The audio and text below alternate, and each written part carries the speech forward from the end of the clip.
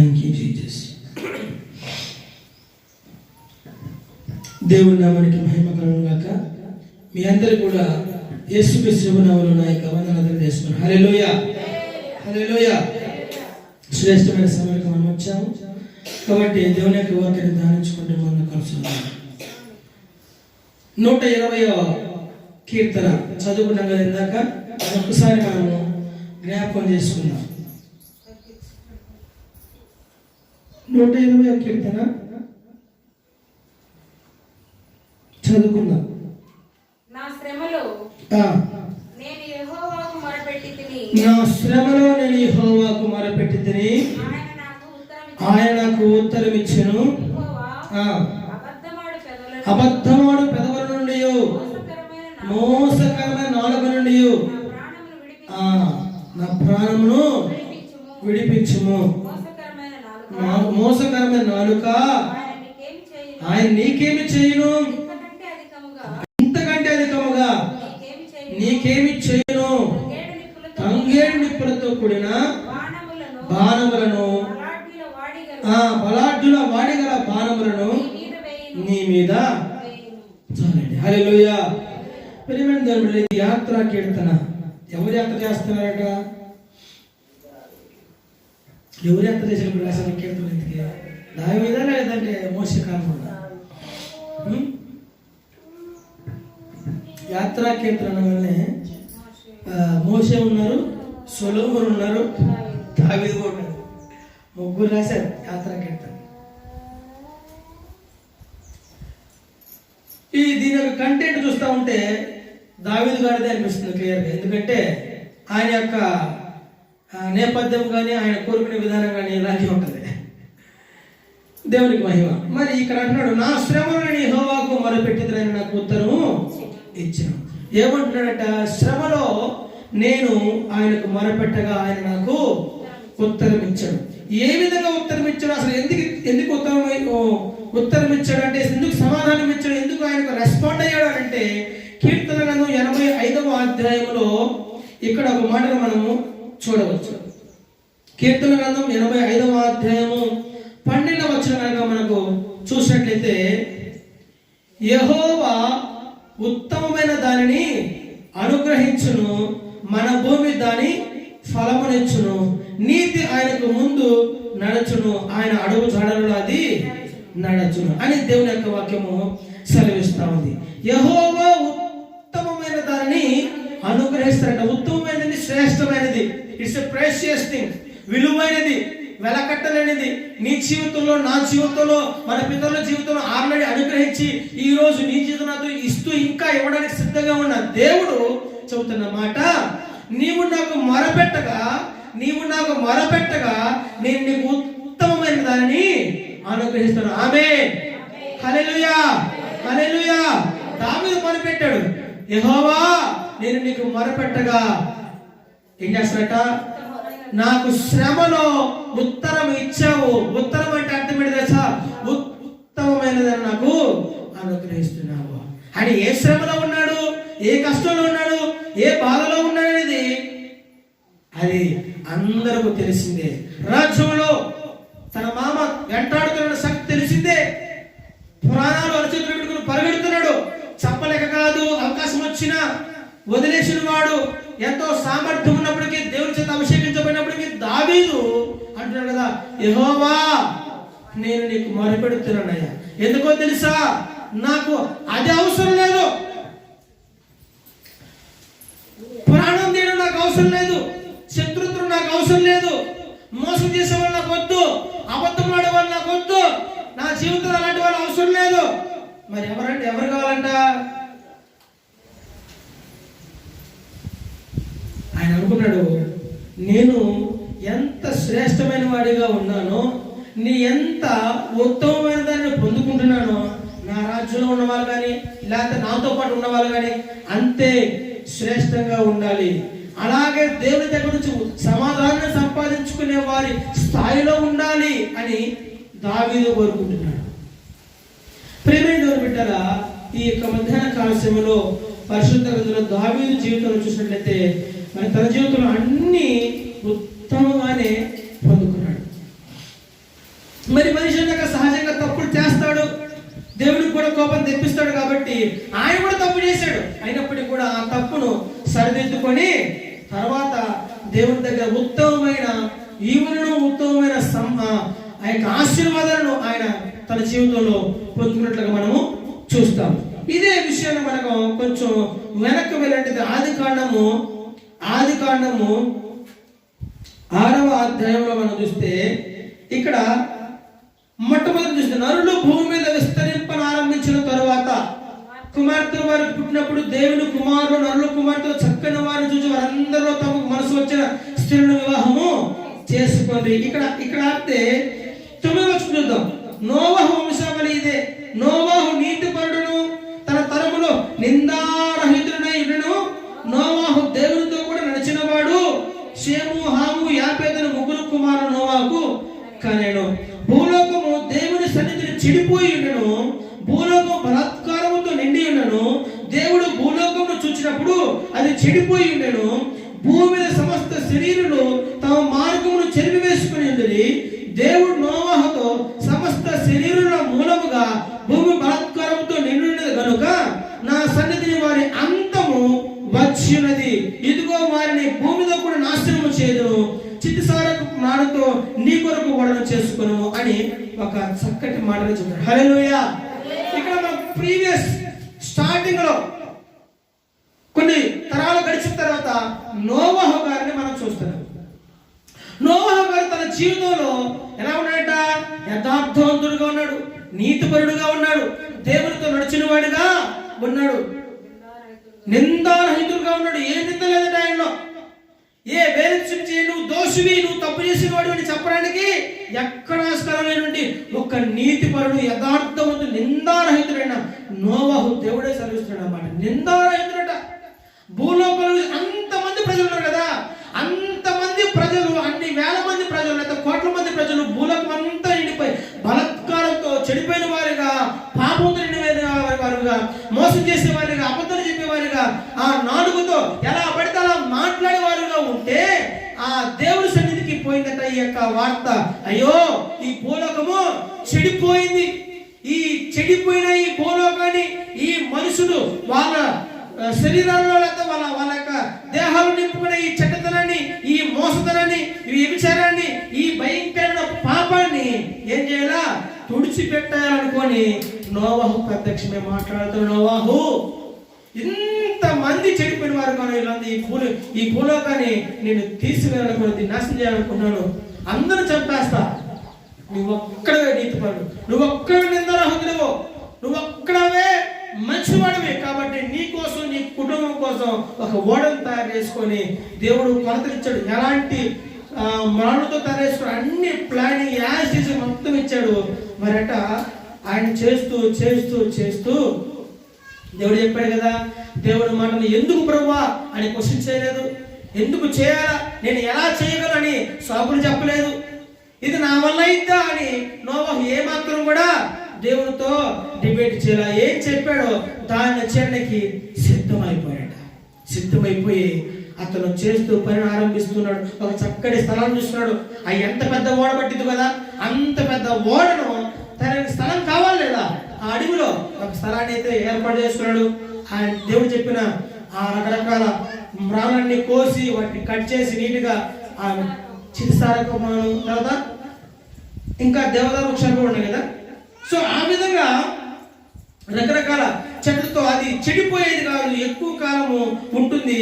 తర్వాత ఆ కీలుతో ఇలాగ రకరకాల అన్ని మంచి ఓడను ఎన్ని అంతస్తులు అంటే అది 3 అంతస్తులు కలిగిన ఒక ఓడను తయారు. ఎందుకు ఓడ తయారు చేసుకోవాలంటే నీటితోనే ఆయన భూమిని అంతటా నింపేయాలనుకున్నాడు. జల ప్రవాహం రప్పించి చంపేయాలనుకున్నాడు. కాబట్టి ఆ జల ప్రవాహం వచ్చినప్పుడు ఆ ఓడ తేలాలి. కాబట్టి ఆ ఓడలో అతను, తన భార్య, కుమారుడు, కోడళ్ళు మొత్తం 8 మంది ఉన్నారు. ఆ ఓడలో 8 మందితో పాటు కొన్ని జంతువులు. దేవుడు చెప్పాడు, ఒక్కొక్క జంతువులో ఆడదాన్ని మగదాన్ని ఒక్కొక్క జాతిలో తీసుకొని నీ దగ్గర పెట్టుకో అని చెప్పాడు. ఇవన్నీ అయిపోయిన తర్వాత మరి ఈ ఓడ తయారు చేసేటప్పుడు ప్రజలు వచ్చి చూడరాదండి. ఈ నోవహు ఏదో చేస్తున్నాడు రా, నోవహు వాడు ఏదో చేస్తున్నాడు, ఏదో చూద్దాం పని చెప్పి జనాలు రారా, చూడరా, మాట్లాడరా, ఎగతాళి చేయరా, ఇబ్బంది పెట్టరా, ఎలా పడితే అలా మాట్లాడరా, ఎంత దూషించినా ఎలా మాట్లాడి ఎంత ఎగతాళి చేసినా కూడా నోవహు ఏ మాత్రం కూడా వాళ్ళ మాటలు వెళ్ళాల్సింది, వాళ్ళ మాటలు పట్టించుకోలే. ఎన్ని సంవత్సరాలు పట్టింది తెలుసా? 120 సంవత్సరాలు పట్టిందని చరిత్ర చెబుతాను. ప్రేమైన దేవుని బిడ్డలారా, ఈ 120 సంవత్సరాల్లో ఎంతమంది పిల్లలు పుట్టిండొచ్చా? అన్ని సంవత్సరాల్లో పుట్టినోడు కూడా దగ్గరకు ఆయన దగ్గరకు వచ్చి చెప్పేవాడే, నువ్వు వాడట చేస్తావు, ఇది పెద్ద వాడలే అని ఎగతాళి చేసిండొచ్చు. 10 సంవత్సరాలకు లేకపోతే 12 సంవత్సరాలు 20 సంవత్సరాలకు వచ్చేవాడు ఏంది అప్పటికైనా అనుకుందా 4 సంవత్సరాలు అనుకుందాం, 40 సంవత్సరాలు ఆడుతుంది చేస్తాను నేను. ఇంకా వాడు పుట్టి 20 సంవత్సరాలకు వచ్చి 20 సంవత్సరాల పిల్లడు వచ్చి నోవహు ఎగతాళి చేసి ఎక్కడుంటుందండి మీకు చెప్పండి? ఆ నాలుగుతో వాడు పుట్టాడు అప్పుడే 20 సంవత్సరాలు అయింది, ఈయన చేయబడి 4 సంవత్సరాలు అయింది.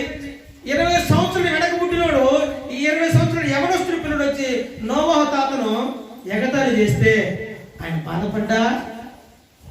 ఆ నాలుగుతో ఇష్టం వచ్చినట్టు మాట్లాడితే బాధపడ్డా? అందుకని దేవుడు చెప్పాడు, నువ్వు ఎంత ఎగతాళి చేసినా, నువ్వు ఎంత దూషించినా, నువ్వు ఎంత ఇబ్బంది పెట్టినా నేను చేసే పనిని ఏకాగ్రతను మానను.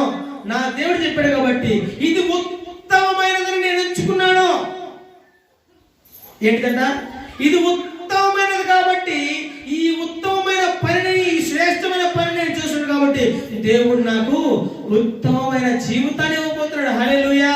ఈ లోకమంతా నశించిపోతా ఉంది, జలప్రలయంతో కొట్టుకోబోతుంది తొందరలోనే. నేను ఒక్కడే, నాతో పాటు నా కుటుంబము సింగిల్గా, నోవహు ఫ్యామిలీ మాత్రమే ఈ ఓడలో బ్రతుకుతుంది. ఈ నోవహు ఫ్యామిలీ మాత్రమే ఈ ఓడలో సురక్షితంగా క్షేమంగా ఉంటారు. మిగతా వాళ్ళందరూ కూడా ఎగతాళి చేసిన వారు, నిందించిన వారు, అపహాసం చేసిన వారు, ఎలా పడితే నోటికైనా వచ్చినట్టుగా కుదిరి తిట్టిన వారు అందరూ కూడా ఏమైపోయారట? జల ప్రవాహంలో మునిగిపోయి కొట్టకపోయి. హల్లెలూయా, హల్లెలూయా. ప్రియమైన దేవుని బిడ్డలారా, దేవుని యొక్క వాక్యము స్పష్టంగా చెబుతా ఉంది. ఏమని తెలుసా? యెహోవాకు నేను మొరపెట్టగా ఏం చేసినట్టు ఆయన మొరను విని ఉత్తరం ఇచ్చినట. అందుకే 85వ కీర్తన 12వ వచనం, యెహోవా ఉత్తమమైన దానిని అనుగ్రహించును. నువ్వు ఎప్పుడైతే దేవుడు చెప్పిన మాట వింటావో, ఆయన చెప్పినట్టుగా నువ్వు ఉత్తమమైన దాన్ని ఎంచుకుంటావో నీకు తప్పక ఫలితము లభిస్తుంది. దేవుడు తప్పక నీతో మాట్లాడతాడు, నేను దర్శిస్తాడు, ఆయన వాక్కు నీకు అనుగ్రహిస్తాడు. దావీదంతే తన జీవితంలో పరిగెడుతూ పరిగెడుతూ పరిగెడుతూ విశ్వాసాన్ని కాపాడుతూ అరణ్యాల్లో లోయల్లో ఎటుబడితే తిరుగుతూ మొరపెడుతూనే ఉన్నాడు. చివరికి ఉత్తమమైన దాన్ని అతను సంపాదించుకోగలిగాడు. హల్లెలూయా, హల్లెలూయా. అలాగే దానియేలు జీవితంలో కనుక మనం చూసినట్టే ప్రియమైన దేవుని బిడ్డలారా, దానియేలు ఒక బందీగా, ఒక బానిసగా తీసుకెళ్ళబడ్డాడు ఐగుప్తు దేశానికి. తనతో పాటు తన మిత్రులు కూడా ఉన్నారు. ఎంతో మంది వాళ్ళు చూపించిన ఆశల వైపు, వాళ్ళు చూపించిన మాంసం వైపు, వాళ్ళు చూపించిన ఆహార పద్ధతుల వైపు తిరిగారు. కానీ మరి దానియేలు తన మిత్రులు ముగ్గురు వాటి వైపు తిరగలేదట. హల్లెలూయా. నేను మమ్మల్ని బానిసగా తీసుకుపోయినా సరే మేము దేవుని బిడ్డలము, యెహోవా మా దేవుడు, ఆయన మమ్మల్ని సృష్టించిన విధానం, మాకు నేర్పించిన అలవాట్లన్నీ కూడా పవిత్రంగా ఉండాలా, నువ్వు అపవిత్రమైన తినమంటే నేను ఎలా తింటానని చెప్పి ఆయన ఒప్పుకోకండి తెలుసా? అయ్యా ఇదిగో మాకు ఇది కావాలి, ఇలా కూరగాయలు మేము తింటామని రిక్వెస్ట్ చేశాడు. దేవుడట నపుంసకుడైన అధికారికి వీళ్ళ మీద దయ పుట్టించాడట. సరే వీళ్ళ మాట కింద ఏం చేస్తారు చూద్దామని వాళ్ళ మాట విని మనకు 10 రోజులు గడిపించాడు. ఈ 10 రోజుల్లో వీళ్ళేమో కుంభల మాంసం తిని, రొట్టెలు తిని, ద్రాక్షరసం తాగి బాగా బలిస్తే వీళ్ళు కూడా ఈ 10 రోజులు కేవలం ఆకుకూరలు కూరగాయలు మాత్రం వండుకొని శ్రేష్టమైన ఆహారం తిన్నారు. ఇక మొత్తం సమయ ఆశ్రమైంది. వచ్చిన తర్వాత చూడగానే ప్రేమించారు బిడ్డరా, 10 రోజుల తర్వాత చెక్ చేస్తే మాంసం తిన్నవాళ్ళు, ద్రాక్షరసం తాగిన వాళ్ళు, రొట్టెలు తిన్నవాళ్ళు భయంకరంగా కనపడుతుంటే వీళ్ళు కూరగాయలు తిని ఆకుకూర తిన్నవాళ్ళు శ్రేష్టంగా మొహంలో ఏం కనపడుతుందట? కళ కనపడుతూ ఉంది, ముఖంలో వెలిగిపోతా ఉంది, ముఖంలో తేజస్సు కనబడతా ఉంది. ఈ రోజు ఉత్తమమైన దాన్ని దానియేలు ఎంచుకున్నాడు తన మిత్రులు తను. అందుకే శ్రేష్టమైన వాడిగా ఉన్నాడు, గొప్ప గొప్పవాడిగా ఉన్నాడు, మంచి ఉన్నతమైన ఫలాన్ని దేవుని దగ్గర పొందుకున్నాడు. బానిసగా వెళ్ళినా సరే భయపడుకోకుండా, ఏంటంట, బానిసగా వెళ్ళినా సరే భయపడుకోకుండా ధైర్యంగా మాట్లాడినవాడు. ఎందుకంటే రోషం కలిగిన దేవుడిని నేను నమ్ముకున్నాను కాబట్టి, ఆ దేవుడిని మొరపెట్టేవాడిని కాబట్టి, విశ్వాసాన్ని స్థిరపరిచి నన్ను బలపరిచే దేవాదుడు వెనకాలను కాబట్టి నేను ఎవరికి భయపడాల్సిన అవసరం లేదు.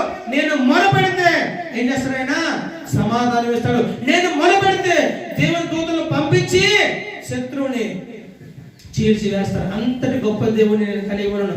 ఆ కుమారుడు, ఆయన కుమారుడిగా నేను ఈరోజు ఎక్కడికి వెళ్ళినా సరే భయపడాల్సిన అవసరం లేదని దానియేలు. సరే, దానియేలు దేవుడు మాట్లాడుకొని మరి ఆయన దర్శించి ఆయన అంతకంతగా పరాయి దేశంలో బానిసగా వెళ్ళిన ఈ దానియేలు వృత్తి చెందుతా ఉంటే అధికారిగా మారిపోయి పదవుల మీద పదవులు పొందుతా ఉన్నాడు. అక్కడ లోకల్గా ఉన్న మంది చాలా మంది దానియేలు మీద కక్ష కట్టారు. ఎంతమంది అంట? ఆ అధికారులు 120 మంది. వాళ్ళు కూడా 120 మంది అధికారులు దానియేలు మీద కక్ష కట్టారు. పెదవులు అబద్ధాలు ఆడుతున్నాయి. రాజు దగ్గరకు పోయారు, రాజుగారండి వీడు మంచివాడు కాదు, వీడు బానిసగా వచ్చాడు, వీడు పెట్టలేకపోతున్నాడు, వీడు అధికార దాహంతో ఇదవుతున్నాడు అని అబద్ధాలు చెప్పాడు. నాలుగుతో మోసం చేసే మాటలు చెప్పాడు. చివరికి రాజునే ఏం చేశారు?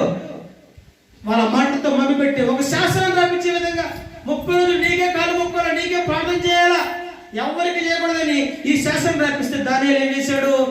రాజు వైపు మారలా, రాజు వైపు కాలు మొక్కల, రాజు పూజించలా, దేవాది దేవుడైన యెహోవా వైపు చూస్తూ ఆ కిటికీలు తీసి యేసు వైపు ప్రార్థన చేస్తానంట.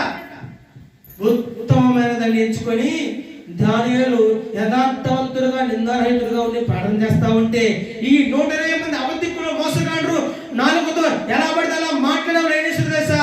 ఆయన మీద చాటి చెప్పి ఏం చేశారు? సింహాల బోన్ల శత్రు వదిలిపెట్టల. హల్లెలూయా, హల్లెలూయా. సింహాల బోన్లో శత్రు వదిలిపెట్టల.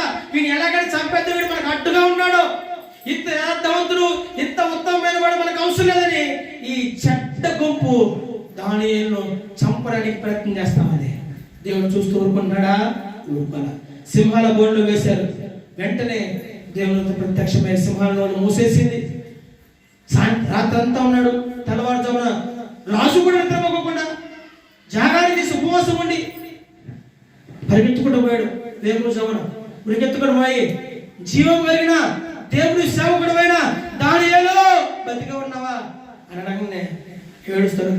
దానియేలు అంటాడు, సింహాల బోనుని రాజు చిరంజీవిగాక అని ఎప్పుడైతే మంచి వార్త పలికాడు, అబ్బా దానియేలు బతికే ఉన్నారా, ఏం కాలేదని చెప్పి రాజు సంతోషంగా దానియేలు పైకి తీశాడు. ఉత్తమమైన వాడిని, నిర్దోషిని, నిందారహితుణ్ణి, దేవునికి మొరపెట్టే వాడిని పాడు చేయాలని చూసిన ఈ 120 మంది ఉన్నారు కదా, వాళ్ళకి చెప్పాడు, వాళ్ళందరూ ఎత్తిపోయి అదే సింహాల బోన్లు వేయండి అనగానే వాళ్ళు, వాళ్ళ కుటుంబాలు, వాళ్ళ భార్యలు, వాళ్ళ పిల్లలు మొత్తం ఎత్తకపోయి అడేసారట. మరి మనం అనుకుందామండి, 120 మందికి ఒకవేళ అప్పుడు బహుభారతతో ఉంటే 2-3 వేసుకో, లేకపోతే 2 వేసుకోండి. 120 ఎంత? 240. 120 ఎంత? వీళ్ళు 360. వాళ్ళ పిల్లలు 2 వేసుకోండి, వాళ్ళు కూడా 240. 300 ఎంత? 600. 600 మందిని ఏం చేశాడు తెలుసా? సింహాల బోన్లో వేయగానే దానియేలు, నీతిమంతుడైన దానియేలు మరి పెడుతుంది, అయ్యా నా నిందను తొలగించావు, నా యథార్థతను నన్ను ఉత్తమమైన వాడిగా నిలబెట్టావయ్యా, నీకు స్తోత్రమని దేవుని కృతజ్ఞత సూచించే ఈ మోసం చేసేవాళ్ళు, ఈ అబద్ధికులు నీతిమంతుల మీద నేరం పంపిన వీళ్ళంతా కూడా సింహాల నోటికి బలైపోయారు. హల్లెలూయా, హల్లెలూయా. బలైపోయారంతే. చీల్చి చెండాడి వాళ్ళు ఎముకలు కూడా మిగలకుండా తినేసేట సింహాలు. హల్లెలూయా. దేవుని పిల్లలతో పెట్టుకుంటే, నీతిమంతుడితో పెట్టుకుంటే, ఉత్తమమైన వారిని నువ్వు టచ్ చేసావా అంతే, దేవుడు ఊరుకునేవాడు కాదు. హల్లెలూయా, హల్లెలూయా.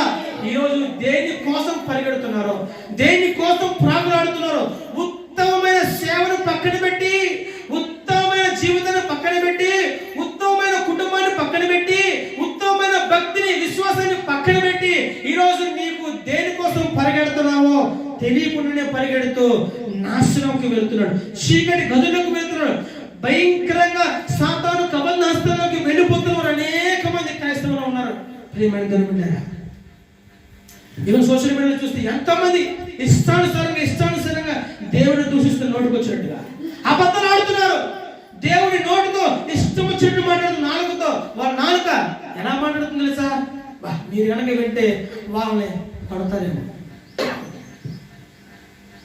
కానీ దేవుడు ఆ కాలమైనా ఈ కాలమైనా ఇంకొక వచ్చే కాలమైనా ఎప్పుడు అబద్ధం ఆడేవాడిని వదిలిపెట్టడం, మోసం చేసేవాడిని వదిలిపెట్టడం, నాలుగుతో ఇష్టం వచ్చినట్లు మాట్లాడేవాడిని వదిలిపెట్టేవాడు మన దేవుడు. హల్లెలూయా, హల్లెలూయా. దారులు జరిగిపోతారు. ఇప్పుడు కొత్త నిబంధన శిష్యులు ఉన్నారు 12 మంది. వాళ్ళు ఏం చేస్తారు తెలుసా? చేపలు పట్టుకున్నారు. సముద్రంలో చేపలు పట్టుకోవడానికి వెళ్తున్నారు. వెళ్ళారు, చేపలు పట్టుకున్నారు. వాళ్ళ రోజు అదే పనే, చేపలు పట్టడం, తీసుకురావడం, అమ్ముకోవడం, కుటుంబ పోషణ. యేసు ప్రభు వచ్చాడు, ఆయన సమయం వచ్చింది. 30 సంవత్సరాలు అడుగు పెట్టాడు, అప్పుడు వచ్చాడు బయటికి. రావడంతోనే వాళ్ళ దగ్గరికి వచ్చాడు, వాళ్ళని చూశాడు. వాళ్ళని గమనించిన యేసయ్య ఎప్పుడైతే వాళ్ళు చేపలు ఒడుపుగా పడుతున్నారో వాళ్ళ పద్ధతులు చూసి ఎందుకో వాళ్ళే నాకు సరిపోతారు, ఇలాంటి వాళ్ళని ఎన్నుకున్నారు. ఇంకొకటి ఏంటంటే వాళ్ళు తృణీకరించబడిన వారిగా, వెలవేయబడిన వారిగా, చేపలు పట్టువారే వాళ్ళు ఎలా చూస్తారండి? అసహ్యంగా చూడరు. వాళ్ళ దగ్గర వాసన రాదా? వాళ్ళు ఎంత నిశ్చయంగా మాట్లాడతారు, ఎంత అమరాధంగా మాట్లాడతారో అలాంటి వారిని చూశాడు అంటున్నాడు కదా. వాళ్ళ దగ్గరికి వెళ్ళి పేతురు, యోహాను, అంద్రయ, ఫిలిప్పు, బర్తలోమయి, మీరందరినీ ఏం చేస్తుంది సార్? మీరు చేపలు పడుతున్నారు కదా, మిమ్మల్ని చేపలు పట్టేవారి కాదు, మనుషులు పట్టే జాలులుగా మిమ్మల్ని మారుస్తాను, రండి అని తీసుకువెళ్ళిపోయాడు. ఇన్ని సంవత్సరాల నుంచి పడుతున్నారు కదా, మరి పడుతున్నప్పుడు వాళ్ళు ఏ రోజు బాధపడలేదా? అక్కడ రాయబడలేదు. కానీ ప్రేమేందుకుంటారా, మనమే అనుకుందాం, పనికి వెళ్తాం అనుకోండి, పని చేస్తూ ఎండలో పని చేసినప్పుడు లేదా ఎక్కడో పని చేసినప్పుడు చేసినసేపు బాగుంది. తర్వాత ఎండ దెబ్బ ఎక్కువైనప్పుడు, కాళ్ళు నొప్పి పుచ్చినప్పుడు, నడువు నొప్పి పుట్టినప్పుడు ఎందుకు వచ్చావు ఈ పనికి అనుకోరా మీరు? ఏంది కూలిలే 200-300కి ఇంత కష్టపడాలి అనుకోరా మీరు? కొర్ర కాసినప్పుడు పోయినప్పుడు అనుకోరా? బాధపడరా? కాళ్ళలో ముళ్ళు దిగినప్పుడు ఆ నొప్పికి తట్టుకోలేక ఎందుకురా మాకు ఈ కష్టం అనుకోరా మీరు? బాధపడలేదా? బాధపడింది. చేపలు పట్టినప్పుడు ఆ సముద్రంలో ప్రాణాలకు తెగించి వాళ్ళు చేసే వేట అది. జాలర్ల పని అంటే అంత ఆశామాసి కలుగుతారు. సముద్రాన్ని సముద్రానికి ఎదురుపోతారు వాళ్ళు. అంత మహాసముద్రం ఎదురుపోతూ వాళ్ళు ప్రాణాలు లెక్క చేయకుండా నీళ్ళలో దిగి ఈత పట్టుకుంటూ వలనేసి పట్టుకునే వాళ్ళు. నిజంగా ఎంత సాహసం చేస్తారు కదా వాళ్ళ కుటుంబాన్ని పోషించుకోవడానికి ఎంతో సాహసం. ప్రాణాలు లెక్క చేయని వాళ్ళు దీనికోసం ఎంత చేస్తామంటే, ఇక నా పనికి వస్తే ఎంత చేస్తారు? నేను పిలిచినప్పుడు నా దేవుని పని, నా దేవుని రాజ్యాన్ని కట్టడానికి, నా రాజ్యాన్ని కట్టడానికి వీళ్ళే నిజమైన సమర్థులు అని చెప్పి దేవుడు ఎంచుకున్నాడు. వాళ్ళకు విద్య లేదు, మాటలు సరిగ్గా మాట్లాడడానికి రాదు, గౌరవంగా మాట్లాడడానికి రాదు. వాళ్ళంతా అదొక రకంగా యాసలో మాట్లాడతారు, ఎలా గౌరవించాలో తెలియదు వాళ్ళకు. అయినప్పటికీ వాళ్ళే కావాలా? ప్రాణాన్ని లెక్క చేయకుండా కుటుంబం కోసం పాడుపడేవాడు ఎవడైనా సరే వాడు నాకు కావాలని చెప్పి దేవుడు తీసుకున్నాడు. అలాగ వాళ్ళని తీసుకొని అన్నాడు కదా, మీ మనుషులు పట్టించాలని చేస్తారు. ఎప్పుడైతే యేసు ప్రభు మాటలు విన్నారో వాళ్ళు వదిలిపెట్టేశారట, యేసును వెంబడించారు. ఇక యేసుతో సహవాసాన్ని వాళ్ళు ప్రారంభించారు. ఆయన మాట్లాడే మాటలు, ఆయన చేసే పనులన్నీ గమనించారు, చూశారు. ఎన్ని సంవత్సరాలు చూశారు? 3.5 సంవత్సరాలు చూశారండి. హల్లెలూయా. 3.5 సంవత్సరాలు దేవుని యొక్క మాటలు చూశారు, ఆయన బోధన విన్నారు, ఆయన చేసిన అద్భుతాలు, ఆశ్చర్యకరాలు అన్ని చూసి తర్ఫీదు పొందుకున్నారు. హల్లెలూయా. 12 మంది శిష్యులు అద్భుతమైన డిసైపుల్స్ గా వాళ్ళు దేవుని దగ్గర ఉత్తమమైన విద్యను అభ్యసించారు. హల్లెలూయా. ఈరోజు వాళ్ళ విద్యలంటే పామరని చెప్పడానికి లేదా? మీరు మూర్ఖుడురా, మీరు ఇంకా చేప పట్టుకునేవాళ్ళరా, వాళ్ళరా, మీ దగ్గర గబ్బు వాసన వస్తుందని చెప్పడానికి లేదు. ఎందుకో తెలుసా? వాళ్ళు 3.5 సంవత్సరాలు యేసు ప్రభు దగ్గర విద్యను అభ్యసించారు. యేసు ప్రభు దగ్గర దేవుని రాజ్యం ఎలా కట్టాలో నేర్చుకున్నారు. అయినప్పటికీ కూడా సాతాను ఊరుకుంటాడా? ఊరుకోడు. ఎవడో ఒకరి దగ్గర గైబిలి చేస్తా ఉన్నాడు. దేవుడు చనిపోవాల్సిన టైం వచ్చినప్పుడు అంత గొప్పవాడుగా, అంత పేరు పొందినవాడుగా ఉన్న పేతురు తన అబద్ధం ఆడించాడు. చెప్పాడు, అబద్ధములాడే పెదవులో ఉండకూడదు అన్నాడు కదా భక్తుడైన దావీదు. ఆయన అబద్ధం చెప్పాడు. యేసుప్రభు చెప్పాడు, నువ్వు అబద్ధం ఆడతావు, నేను నువ్వు ఎరగనని 3 సార్లు బొంకుతావు పేతురు. నువ్వు ఎప్పుడైతే బొంకి అబద్ధాలు ఆడతావో కోడికి వస్తుంది. నేను అబద్ధం చెప్పను. నేను ఎట్లా అంటాను ప్రభు, నా గురించి నీకు తెలియదా? నేనే కదా ఇంతమందిని పెద్దవాడిని. అసలుకి నా మాట కనుక అబద్ధం కానే కదా, నేను అబద్ధం చెప్పనయ్యా. అబద్ధం చెప్పాల్సి నా ప్రాణం తీసుకుని, కానీ ఇలా గొప్ప గొప్ప మాటలు చెప్పాడు. కానీ యేసు చెప్పాడు నీవు అబద్ధం చెప్తావు.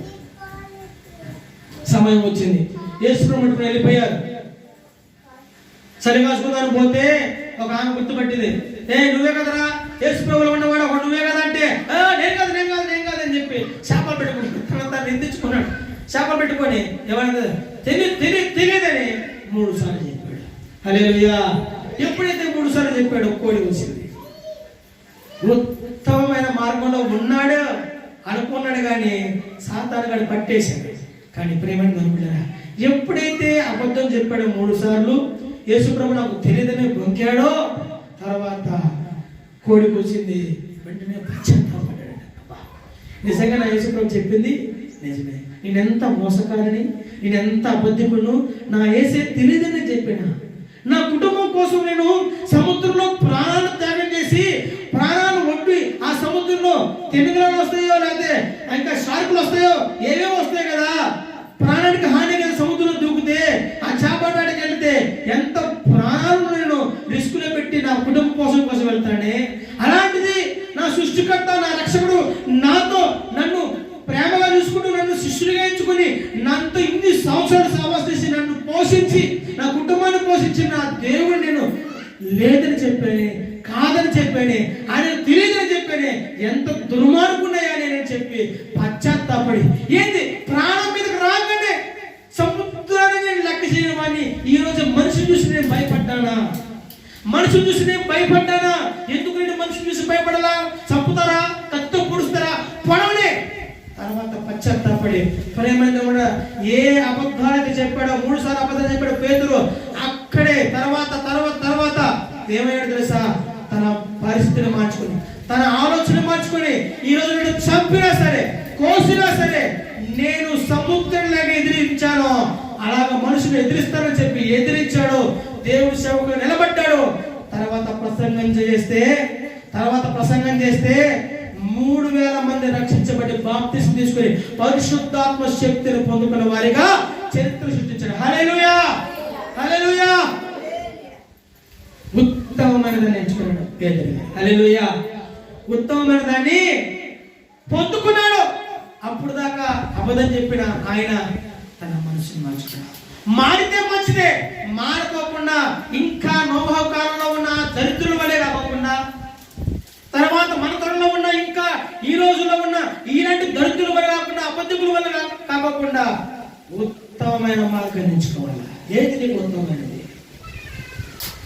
క్షణంలో తప్పించుకోవడానికి ఆయన అబద్ధం చెప్పాడు, కానీ తర్వాత రియలైజ్ అయ్యాడు, అయ్యో నేను చెప్పిన అబద్ధం, ఎంత పెద్ద సముద్రం, దాన్ని నేను ఎదిరించాను కదా. ఈ మనుషులు ఎంత నా యేసు శక్తివంతుడు కదా, నేను యేసు శక్తిని చూసాను కదా 8 సంవత్సరాల నుంచి. అది చనిపోవాలో బతికించి ఒకవేళ చనిపోయినా సరే నన్ను బతికిస్తాను కదా నా యేసయ్య. ధైర్యం తెచ్చుకున్నాడు, మారాడు, సాతాను బంధకాలను విడిపించుకున్నాడు. అలాగే మిగతా వాళ్ళు కూడా చేశారు. పౌలు గారు కూడా అంటాడు, నా దేవుడు నాకు అప్పగించిన పనిని నేను ధైర్యంగా చేస్తాను. నా దేవుడు నీళ్లు పోసి నేను నాటా, మొక్క నాటా, అపోలో పెంచినవాడు పోషించినవాడు దేవుడే కదా, నేను పాటి వాడి. ఆ పౌలు గారు కూడా అంతే. స్టార్టింగ్ లో ఎలా ఉన్నట? అబద్ధికుడుగా, దూషకుడుగా, దుర్మార్గుడుగా, హింసకుడుగా, నాలుగుతో ఎట్టబడిదట్ట దేవుడిని దూషించిన వాడిగా ఉన్నాడు, చంపిన వాడిగా ఉన్నాడు, హంతకుడుగా చరిత్రకి ఎక్కిన ఆ వ్యక్తి దేవుడు దర్శనం పొందినగా ఉత్తమమైన వాడిగా మారిపోయాడు. హల్లెలూయా, హల్లెలూయా. ప్రేమైన ఈ రోజు నువ్వు ఉత్తమమైన వాడిగా ఉండాలి అంటే, ఉత్తమమైనది నీ జీవితంలో నువ్వు కలిగి ఉండాలి అంటే ఎంతమంది ఉన్నారు మనకు? మన పరిశుద్ధ గ్రంథంలో దేవుడు మనకు చూపిస్తున్న ఆదర్శప్రాయమైన ఎంతమంది విశ్వాస వీరులు, ప్రార్థనా యోధులు, భక్తిపరులు, ప్రవక్తలు, దేవుని సేవకులు, రాజులుగా, యాజకులుగా ఉన్నవారు అనేక మంది.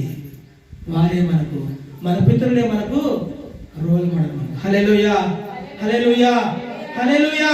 చూద్దామన్నమాట ఇంకొకసారి కీర్తన 85వ అధ్యాయము 12వ వచనం. యెహోవా ఉత్తమమైన దానిని అనుగ్రహించును, మన భూమి దానికి ఫలమునిచ్చును. నువ్వు ఈ లోకంలో శ్రేష్టంగా అభివృద్ధి చెందాలంటే, గొప్పగా ఉండాలంటే, 10 మంది నువ్వు గొప్పగా కనిపించాలంటే నీవు ఉత్తమమైన దాన్ని కలిగి ఉన్నావా? నీ దగ్గర ఏది ఉత్తమమైనది, ఏది శ్రేష్టమైనది, ఏది విలువైనది, ఏది నీ దగ్గర ఉందో అదే నిన్ను ఈ సమాజంలో, సంఘములో, ఈ భూమి మీద నిన్ను ఫలభరితముగా చేస్తుంది. హల్లెలూయా, హల్లెలూయా. దేవుడు స్పష్టంగా మాట్లాడుతున్నాడు. నా శ్రమలో నేను యెహోవాకు మొరపెట్టితిని, ఆయన నాకు ఉత్తరం ఇచ్చును. యెహోవా అబద్ధమాడు పెదవుల నుండి, మోసకరమైన నాలుక నుండి నా ప్రాణమును విడిపిస్తాడు. ఈ రోజు నిన్ను అబద్ధమాడే పెదవులు వెంటాడుతున్నాయేమో, మోసకరమైన నాలుక నుండి వెంటాడుతుందేమో, నిన్ను దూషిస్తుందేమో, నిన్ను హింసిస్తుందేమో, వాటి వైపు చూడక, భయపడక, దేవుడు నిన్ను కాపాడుతానని, రక్షిస్తానని, నీ ప్రాణమును విడిపించి నిన్ను ఉత్తమమైన వాటిలో నిలబెట్టి నీకు శ్రేష్టమైన ఫలమును అనుగ్రహించడానికి సిద్ధంగా ఉన్నాడు. నువ్వు పొందుకొని సిద్ధంగా ఉన్నావా? సిద్ధంగా ఉంటే దేవుని అడుగుదాం, అయ్యా నేను సిద్ధంగా ఉన్నట్టు నాకు అనుగ్రహించు. నాకు శ్రేష్టమైనది, నాకు ఉత్తమమైనది నీ వాక్యమే. నా జీవితంలో ఉత్తమమైనది నీ దర్శనమే. నా జీవితంలో నాకు ఉత్తమమైనది నీ వాక్యమే, నీ ధ్యానమే, ప్రార్థనే, నా భక్తి కలిగిన జీవితమే. నన్ను విశ్వాసములో కదలక, మెదిలించక, స్థిరంగా నిలబెట్టే నీ శ్రేష్టమైన జీవం కలిగిన వాక్యమేనయ్యా నాకు ఆధారము. నన్ను ఉత్తమమైన స్థితిలో నిలబెట్టేది అదే నాకు కావాలి అని నువ్వు అడగాలి. దానివైపు మొగ్గాల, దానివైపు నీ మనసులో లగ్నం చేయాలా. నీలాగే ఎంతో మంది నడిపించడానికి సిద్ధంగా పడాలి. ప్రేమను బిడ్డలు, ఈ ఉదయకాలంలో మనం ఏది కూడా మనం ఆలోచించేద్దాం. మరి ఏం చేస్తారట?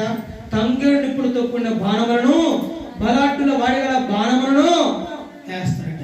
హల్లెలూయా, హల్లెలూయా. ఎవరైతే వేస్తారో వేసి ఎవరైతే వేస్తారనగా ఉన్నారో, ఎవరైతే అబద్ధమాడుతున్నారో, ఎవరైతే దేవుని దూషిస్తున్నారో వారికి తప్పదు శిక్ష. ఏదంట? తంగేడు నిప్పు, వాడిగల బాణములు వేస్తారట. దేవుడు మన పక్షం ఉండగా మనకు విరోధి ఎవడు? ఒకవేళ దేవుడే మనకు విరోధిగా మారితే ఎవడు రక్షించలేడు. కాబట్టి దేవుడు ఎప్పుడు విరోధి కాడు, ఎప్పుడు విరోధి కాడు. ఆయన ప్రేమించేవాడే, ఆయన ప్రేమించేవాడే, ఆయన కాపాడేవాడే, ఆయన రక్షించేవాడే, ఆయన విమోచించేవాడే. మాట వినకపోతే మందలించి బుద్ధి చెప్పి తన వైపు తిప్పుకునేవాడే కానీ శిక్షించేవాడు కాదు. కానీ కొన్ని సందర్భాల్లో శిక్షణ అమలు చేస్తాడంతే. హల్లెలూయా, హల్లెలూయా. అది తెలుసుకోవాలంతే. ఎందుకు ప్రభు నాకు ఈ శిక్ష అని క్వశ్చన్ చేస్తే తప్పదు అనుభవించాలి. దాని ద్వారా నీకు బుద్ధి వస్తుంది అని దేవుడు తెలుసు. కాబట్టి నీకు ఆ బుద్ధిని తెప్పించడానికి, నీలో మార్పును కలుగజేయడానికి తప్పక నీకు రావాల్సింది. ఎవరికైనా ఈ లోకంలో, నీకైనా నాకైనా ఎవరికైనా సరే, ఒక మనిషి ప్యూర్గా కావాలంటే తప్పదు. బంగారం నీకు బంగారం లాగా, ఆభరణంలాగా నీకు రావాలంటే దాని ఎంత ప్రాసెస్ ఉందో తెలుసా? డైరెక్ట్ గా బంగారం నీకు భూమి వచ్చి నగలు వచ్చేస్తాయా, కమ్మలు వచ్చేస్తాయా, ఉంగరాలు వచ్చేస్తాయా? రావురా. ఎట్లా వస్తుందండి? ఏడాడో ఆఫ్రికాలో, కెన్యా దేశాల్లో అక్కడ దొరుకుతున్నాయి బంగారం. మట్టిలో చిన్న చిన్న చిన్న ఇసుక రేణులో దొరుకుతున్నాయి. దాన్ని నీళ్ళలో ఫిల్టర్ చేసి చేసి చేసి ఆ దొరికిన పొడిని మంటలో పెట్టి కాల్చి గడ్డ చేస్తారు. ఆరిపోయిన గడ్డ అయిపోయింది, బిస్కెట్ లాగా తయారవుతుంది. దాన్ని తీసుకొచ్చి మళ్ళీ దాంట్లో ఇంకోటి రాగిని, ఇత్తడిని, అన్ని రకరకాల వాళ్ళకి కావాల్సిన అన్ని కలిపి మిక్స్ చేసి ఆభరణాలుగా మారుస్తుంది. మళ్ళీ వాటిని కరిగించాలి. మళ్ళీ వాటిలో ఆకారం ఏ డిజైన్ కానీ ఆ డిజైన్లో తయారు చేసి వాటిలోకి పోస్తేనే అవి ఇంత ప్రాసెస్ ఉంది. ఎన్నో చేతులు మారాలా, ఎన్నో దేశాలు దాకా రావాలా. ఒక బంగారానికి వెళ్తుంటే నువ్వు బంగారం కంటే విలువైనవాడు కాదా? నువ్వు బంగారం వజ్రాల కంటే విలువైనదాన్ని కాదా? ఈ భూమి మీద ఉన్న అన్ని దాని కంటే మనిషే ఉత్తమమైన వాడు, శ్రేష్టమైన వాడు. దేవుడు కోరుకుంటుంది కూడా మనిషినే. ఈ బంగారం, ఈ వజ్రాలు ఎవరి కోసం పెట్టాడు? నీ కాళ్ళ కింద పెట్టి నీ కోసం పెట్టాడు.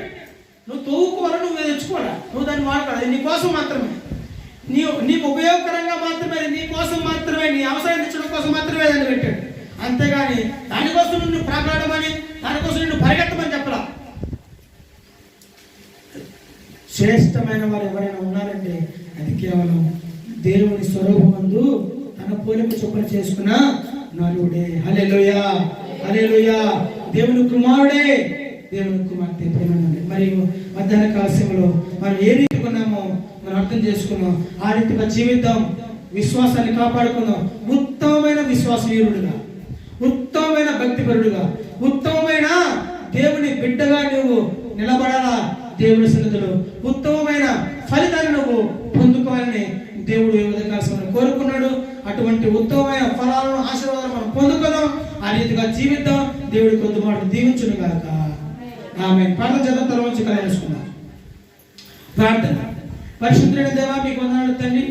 గొప్ప దేవుడు, గణదేవుడు, స్తోత్రములైనా ఎంతవరకు విన్న వాక్యాన్ని బిడ్డల జీవితాల్లో అద్భుతకరంగా, ఆశ్చర్యకరంగా మరలక్ష్యమైన ఆయన దేవా, మా జీవితాల్లో ఉన్న ప్రతి ఒక్క ఇదిగో నాయన ఆయాసకరమైన, మీకు ఇష్టకరమైన, ఇష్టం లేనటువంటి తొలగించి మాలో ఉన్న ఆ అవలక్షణాన్ని తొలగించిన శ్రేష్టమైన వారిగా, ఉత్తమమైన వారిగా మనం మరల్చి మీ సేవలో గొప్పగా వాడుకోమని, మీ రాజ్యంలో మేము కూడా పాలుభాగస్తులమి, కుమారులుగా, కుమార్తెలుగా మీ ఉత్తమమైన పరలోకపు దీవెన మేము పొందుకునే వారిగా నాకు సహాయం చేసి దీవించమని, నిత్యం మేము మీకు మొరపెట్టే కుమారులుగా, కుమార్తెలుగా ఉన్నట్లుగా సహాయం చేసి, మా శ్రమలో, మా వేదనలో, మా బాధల్లో మాకు సహాయం చేయవారు నీవేనని మేము 10 మందికి చాటి చెప్పే విధంగా మాకు సహాయం చేసి, కృపలో దీవించి ఆశీర్వదించమని సహాయం చేయమని యేసుక్రీస్తు నామములో అడిగి వేడుకుంటున్నాం మా ప్రియ పరలోకపు తండ్రి. ఆమేన్. హల్లెలూయా, హల్లెలూయా, హల్లెలూయా.